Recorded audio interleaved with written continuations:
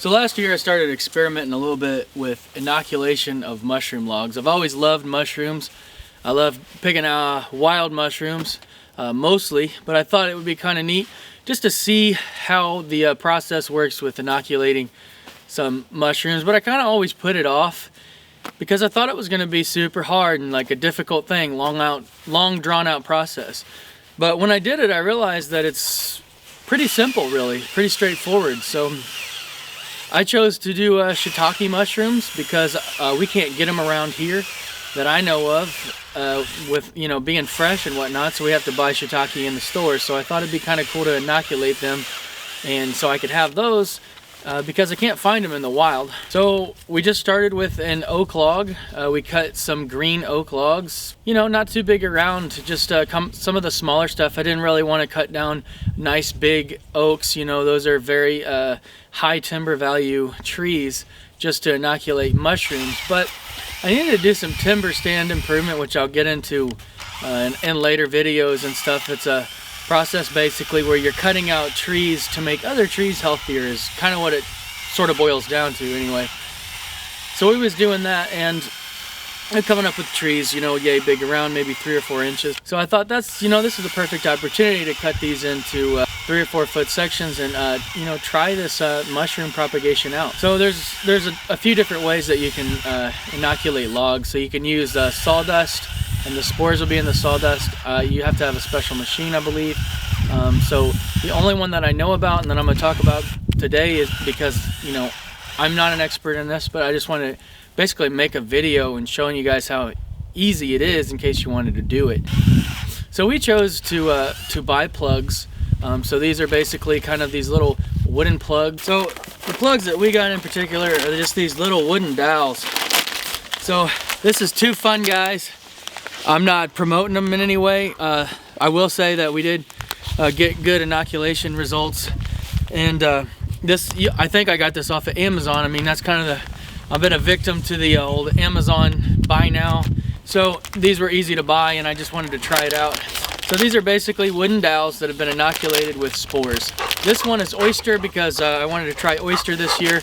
I think you can get shiitake and oyster from these guys, and I'm sure if you look around you can get other brands as well. Hey girls, you want to be on TV? Come here, you want to be on TV? Come on, you want to be on YouTube?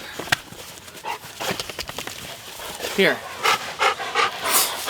See, all right, see, you're on YouTube. All right, you're on the video. Okay, do you feel special?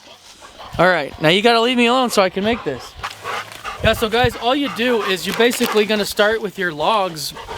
You want fresh logs, you want green logs, and so you'll just drill your holes there, and it gives you directions for how far you want to go in and the size drill bit you want to use.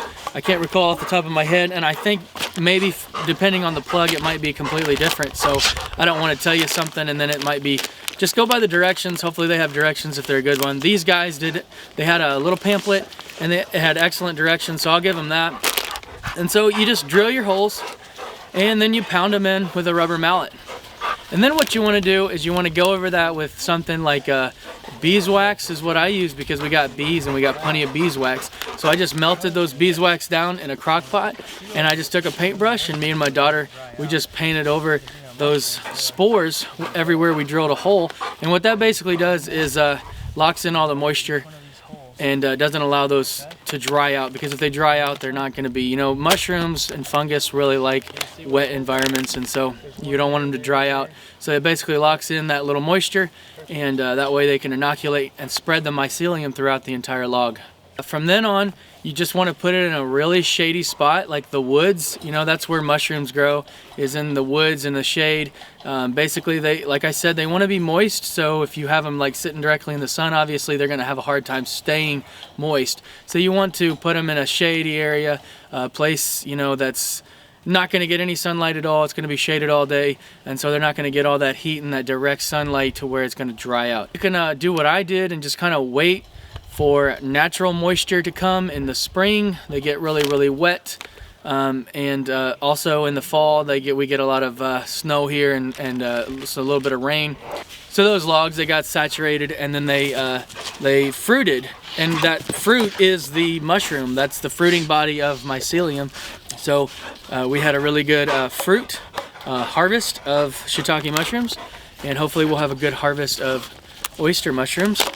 If you want to speed the process off, I know if you have like a large like cattle tank or something like that, you can fill that up with water, and you can take all those logs and you can put those logs in the water and let them soak for like a day, and then you can take them out, and that way they'll kind of blossom or fruit, I mean, at all the same time. So if you want to just harvest them all at once and get those to fruit all at once, for the most part, I think that's pretty much how people do it. If they get it all completely wet, soak up that log gets super moist, and they take that log out, and then a few days later or whatever, they'll start fruiting throughout the week. They'll probably be a little offset, but for the most part you should be able to get all your logs to fruit at the same time because they're using that moisture. It's just like when you're foraging. So you wait for a really good rain, and you go out a couple days after that rain, and you just, there's mushrooms everywhere. All kinds of different kinds of mushrooms. They all love the moist weather, and so they get a bunch of that rain, and then they start just popping up fruit. They get really happy, and they just start popping up the fruiting bodies. So anyway, guys, that's how we did it. So I hope you enjoyed this video, and I hope it will help you get started if you've been wanting to try this out for a really long time. Just do it, you know, just get out there and get you some plugs, and it's not that expensive. These were not very expensive, and the tools that are required. Most people who homestead or have a farm or live in the country, or even not live in the country, you know, most people got a drill. So you can enjoy fresh mushrooms. You know, they're super expensive in the supermarkets. I honestly don't even know how much they cost because I've never even looked, because I'm not gonna buy mushrooms because we can find them around here and I can identify them and eat them that way. But there's some that I really would like and I like to try. Shiitake is one of those. Oysters, another one. We can find oysters around here, but not enough, and they're not the same to me dried. So I like to have some fresh oysters. They're very, very good mushrooms if you haven't tried them. So anyway, I think that's about all that I know personally about inoculating logs, but you can definitely search YouTube, and that's how I got started. Anyway, easier than it looks. Go out, just get started. Anyway, if you like this video, I'd appreciate it if you hit the like button. If you want to follow along, homestead journey here, and all the little projects that we got going on, all the little stuff that we try, our lifestyle in general, you hit that subscribe button to follow along. Anyway, guys, I'll see you in the next video, and thank you for watching.